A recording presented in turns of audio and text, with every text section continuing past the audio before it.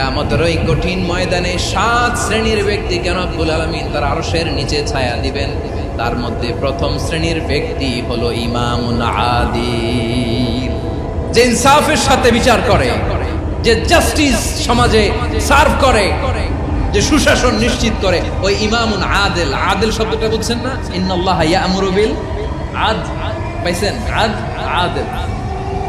7 শ্রেণীর ব্যক্তিকে আল্লাহ তাআলা সুশীতল আরশের নিচে ছায়া দিবেন, যেদিন তার দেয়া ছায়া ছাড়া কোনো ছায়া থাকবে না।